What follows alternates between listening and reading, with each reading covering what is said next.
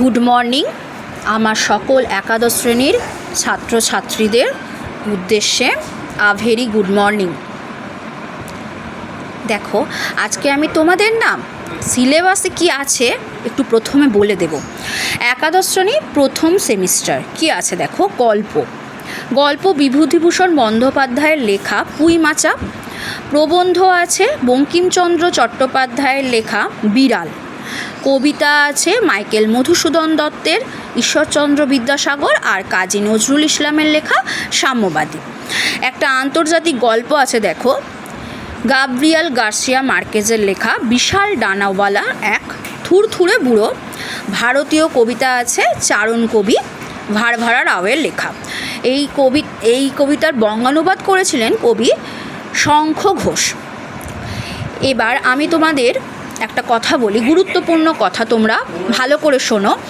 পুঁইমাচা আমি পড়িয়ে দিয়েছি, কিন্তু প্রশ্নোত্তর পর্ব আলোচনা করা হয়নি।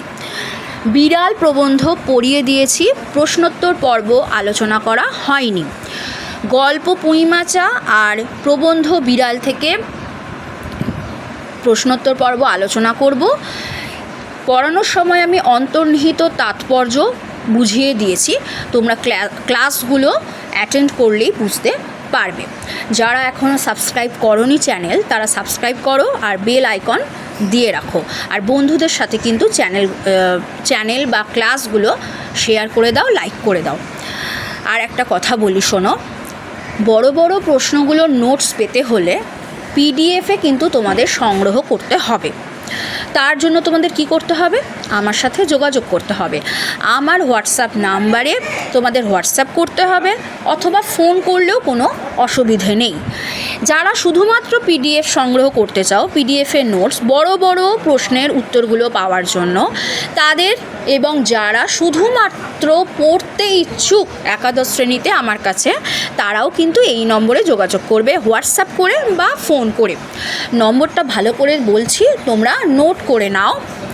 9804753270, 9804753270, এই নম্বরে তোমরা আমার সাথে যোগাযোগ করবে। আর কথা না বাড়িয়ে আমি সরাসরি চলে যাচ্ছি আজকের কবিতা। আমি তোমাদের আজকে পড়াবো ঈশ্বরচন্দ্র বিদ্যাসাগর, মাইকেল মধুসূদন দত্ত। ঠিক আছে, দেখো।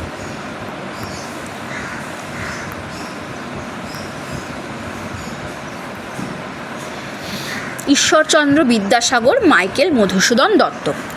অল্প কথায় আমি কিছু তথ্য তোমাদের দেব, যে তথ্য তোমাদের কিন্তু সাহায্যে লাগবে। মাইকেল মধুসূদন দত্ত কিন্তু এমন একজন কবি ও সাহিত্যিক ছিলেন, যিনি কিন্তু খ্রিস্টান ধর্ম অবলম্বন করেছিলেন। ইনি হিন্দু ছিলেন প্রথমে, দেখো, দত্ত। পরে খ্রিস্টান ধর্মে দীক্ষিত হওয়ার মাইকেল উপাধি নিয়ে তিনি কিন্তু ভারত থেকে প্রবাসে চলে যান। সেখানে গিয়ে তিনি লেখালেখি করতে থাকেন, কিন্তু ওনার লেখালেখি করার প্রচণ্ড লড়াই ওনাকে করতে হয়েছিল। অনেক অপমানিত, অনেক লাঞ্ছিত তিনি হয়েছেন। এমন একটা সময় এসেছিল তিনি প্রচণ্ড অর্থকষ্টে ভুগেছেন, এমনকি অসুখে ভুগেছেন। ওই সময়ে ওনার পাশে ওনার স্ত্রী পর্যন্ত ছিল না। ওনার 3টে স্ত্রী ছিলেন। তৃতীয় স্ত্রীর সঙ্গে যখন থাকতেন তখন ওনার সাথে ছিলেন, কিন্তু পাশে কাউকে পাননি অর্থকষ্টের অভাবে। সেই কারণে তিনি কাকে একমাত্র পাশে পেয়েছিলেন? ঈশ্বরচন্দ্র বিদ্যাসাগরকে। ঈশ্বরচন্দ্র বিদ্যাসাগর ওনাকে সব সময় অর্থ দিয়ে সাহায্য করেছেন। প্রয়োজনের অতিরিক্ত অর্থ তিনি ভারত থেকে পাঠাতেন মাইকেল মধুসূদন দত্তকে। মধুসূদন দত্ত কোনো দিন ঈশ্বরচন্দ্র বিদ্যাসাগরের কাছ থেকে না শব্দটা শোনেননি। অর্থ পাঠানোর জন্য কখনো ঈশ্বরচন্দ্র বিদ্যাসাগর কার্পণ্য করেননি। মাইকেল মধুসূদন দত্ত চিঠি লিখে সাহায্য প্রার্থনা করতেন। সব রকমের সাহায্য তিনি ভারত থেকে ঈশ্বরচন্দ্র বিদ্যাসাগর মাইকেল মধুসূদন দত্তকে করেছিলেন। দেখো, সেই কারণে মধুসূদন দত্ত ঈশ্বরচন্দ্র বিদ্যাসাগরকে নিয়ে এই কবিতা লিখেছিলেন। কি কবিতা? বিদ্যার সাগর তুমি বিখ্যাত ভারতে, করুণার সিন্ধু তুমি সেই জানে মনে। বিদ্যাসাগর কাকে বলা হচ্ছে? ঈশ্বরচন্দ্র বিদ্যাসাগরকে। কে বলছেন? মাইকেল মধুসূদন দত্ত। কেন বলছেন বিদ্যার সাগর? অর্থাৎ তিনি ছিলেন বিদ্যাতে একদম সাগর, বিদ্যার সাগর সেই কারণে বলা হয়, যিনি বিখ্যাত হয়েছিলেন সমগ্র পৃথিবীতে, সমগ্র ভারতে উনি বিখ্যাত ভারতে উনি বিদ্যার সাগর রূপেই বা বিদ্যার সাগর নামেই কিন্তু পরিচিত ছিলেন। করুণার সিন্ধু তুমি সেই জানে মনে, দয়া করুণার সিন্ধু অর্থে সমুদ্র ছিলেন এই ঈশ্বরচন্দ্র বিদ্যাসাগর।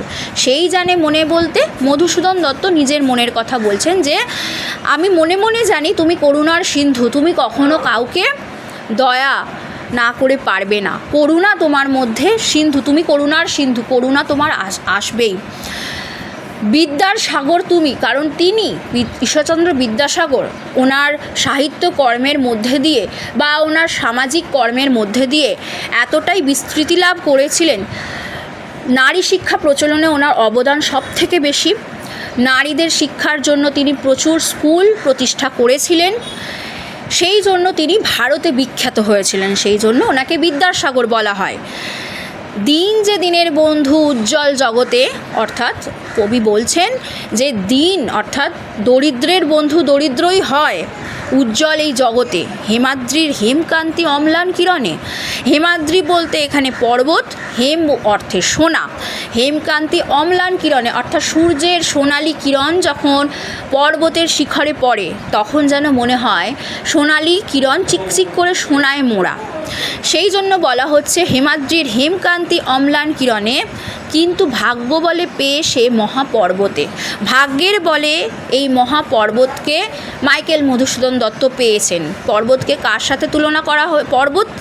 পর্বতের সঙ্গে কাকে তুলনা করা হয়েছে? ঈশ্বরচন্দ্র বিদ্যাসাগরকে, যাকে ভাগ্য বলে মধুসূদন দত্ত পেয়েছিলেন। সেই জানে কত গুণ ধরে কত মতে, গিরিশ অর্থে পর্বত, এই পর্বত নিঃস্বার্থতায় কত গুণ ধরে বসে আছে।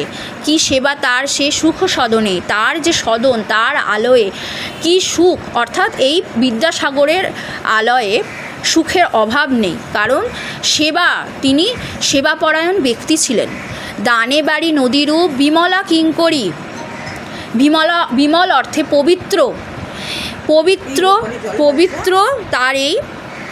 তার পবিত্রতায়, তার দানে অর্থাৎ তিনি যেভাবে দান করতেন, অজস্র দান করতেন, যখন যা চাইতেন মধুসূদন দত্ত সেইভাবে সাহায্য করতেন, অর্থে সাহায্য করতেন।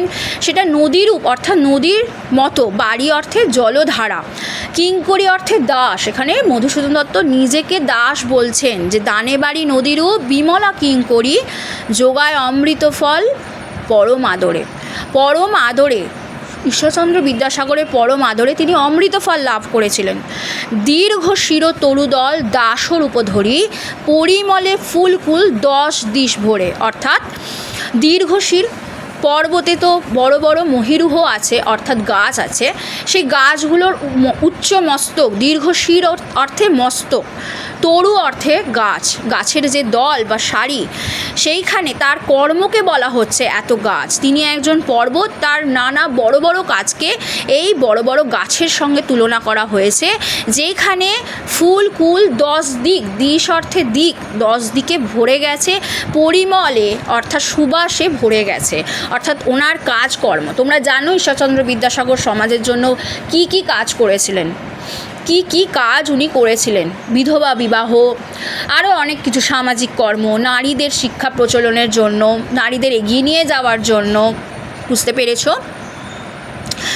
10 দিক ভরে গেছে, সেই কারণেই তো তিনি দয়ার সাগর, বিদ্যাসাগর।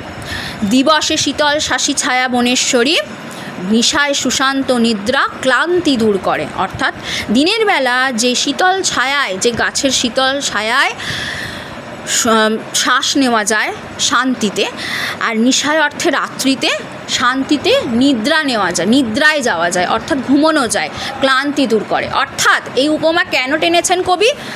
বিদ্যাসাগরের ছত্রছায়ায় মাইকেল মধুসূদন দত্ত আছেন এবং সেখানে তিনি অর্থাভাব ওনার কেটেছে, উনি সেই কারণে বিদ্যাসাগরের ছত্রছায়ায় নিজে শান্তি অনুভব করছেন। নিজের ক্লান্তিকে দূর করেছেন, শান্তিতে ঘুমোতে পেরেছেন। এই কারণে তিনি এই কথাগুলো বা এই উপমাগুলো টেনে এনেছেন। এই গেল কবিতার অন্তর্নিহিত তাৎপর্য। আশা করি তোমাদের বুঝতে কোথাও অসুবিধে হয়নি। এর পরের ক্লাসে থাকবে প্রশ্নোত্তর পর্ব। আমি আগেই বলে দিয়েছি, বড় প্রশ্ন পাওয়ার জন্য আমার সঙ্গে যোগাযোগ করে পিডিএফে নোটস পেতে হবে। কেমন আসতে পারে দেখো বড় প্রশ্ন। বিদ্যাসাগর তুমি বিখ্যাত ভারতে, পংক্তিটির তাৎপর্য বিশ্লেষণ করো। কবিতার এই পংক্তিটির তাৎপর্য বা বিশ্লেষণ করো বা ব্যাখ্যা করে বুঝিয়ে দাও নিজের ভাষায়। করুণার সিন্ধু তুমি সেই জানে মনে, এমনও আসতে পারে বিদ্যাসাগর তুমি বিখ্যাত ভারতে, করুণার সিন্ধু তুমি সেই জানে মনে। দুটি পংক্তির ব্যাখ্যা করে নিজের ভাষায় বুঝিয়ে দাও বা নিজের ভাষায় সংক্ষেপে লেখো। দিনের বন্ধু এইটা আসবে না, এইটা আসতে পারে হেমাদ্রির হেমকান্তি অম্লান কিরণে। এই পংক্তিটির তাৎপর্য বিশ্লেষণ করো বা হেমাদ্রির হেমকান্তি কেন বলা হয়েছে। কিন্তু ভাগ্য বলে পেয়ে সে মহাপর্বতে।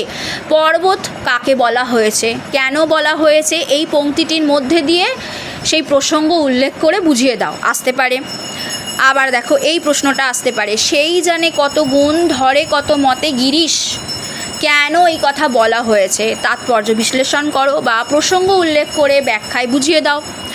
দানে বাড়ি নদীরূপ বিমলা কিঙ্করী, কেন পংক্তিটিতে এই কথা দানে বাড়ি নদীরূপ কেন বলা হয়েছে, দিল শুধু দানে বাড়ি নদীরূপ কেন বলা হয়েছে, কার কথা বলা হয়েছে বুঝিয়ে বলো। যোগায় অমৃত ফল পরম আদরে, দানে বাড়ি নদীরূপ বিমলা কিঙ্করী, যোগায় অমৃত ফল পরম আদরে। এই দুটো লাইন তুলে দিয়ে বলতে পারি পংক্তি দুটির তাৎপর্য বিশ্লেষণ করো। দীর্ঘ শির তরুদল দাসরূপ ধরি, পরিমলে ফুলকুল 10 দিশ ভরে। এই দুটো লাইনও তুলে দিয়ে বলতে পারে তাৎপর্য বিশ্লেষণ করো বা ব্যাখ্যায় বুঝিয়ে দাও। বা কোন কবিতার অংশ, কার লেখা, কেন এমন কথা, পরিমলে ফুলকুল 10 দিশ ভরে বলা হয়েছে কেন। এবার দেখো, দিবসে শীতল শাসী ছায়া বনেশ্বরী, নিশায় সুশান্ত নিদ্রা ক্লান্তি দূর করে। দিবসে শীতল শাসী বনেশ্বরী, ছায়া বনেশ্বরী, নিশায় সুশান্ত নিদ্রা ক্লান্তি দূর করে।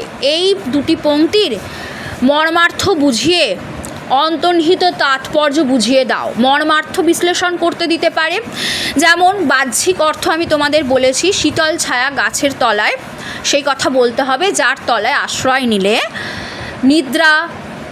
শান্তিতে নিদ্রায় যাওয়া যায়, ক্লান্তি দূর হয়। কার সাথে তুলনা করে এই উপমা টানা হয়েছে? ঈশ্বরচন্দ্র বিদ্যাসাগরের ছত্রছায়ায় মাইকেল মধুসূদন দত্ত ছিলেন বলে তিনি ঈশ্বরচন্দ্র বিদ্যাসাগরের কথা বলার জন্য এই প্রসঙ্গ টেনেছেন। এইভাবে লিখতে হবে, আমি তোমাদের নোটসে সব কিছু দিয়ে দেব।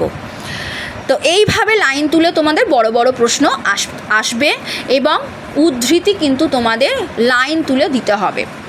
অনেক সময় উদ্ধৃতি নাও তোলা যেতে পারে, শুধুমাত্র উত্তর লিখলেই, টু দ্য পয়েন্ট উত্তর লিখলেই তোমরা নাম্বার পাবে। এই গেল আজকের আলোচনা। আশা করছি তোমাদের ক্লাসটা ভালো লেগেছে। সাবস্ক্রাইব করে রাখো, বেল আইকন দিয়ে রাখো। এর পরের ক্লাসগুলো পাওয়ার জন্য তোমরা বন্ধুদের সাথে অবশ্যই ক্লাসগুলো লাইক করে শেয়ার করে দাও, যার ফলে তারাও যেন ক্লাসগুলো পেতে পারে। বেল আইকন অবশ্যই দেবে পরের ক্লাসগুলো নোটিফিকেশান পাওয়ার জন্য। আজকের আলোচনা এই পর্যন্তই। Thank you students, thank you so much.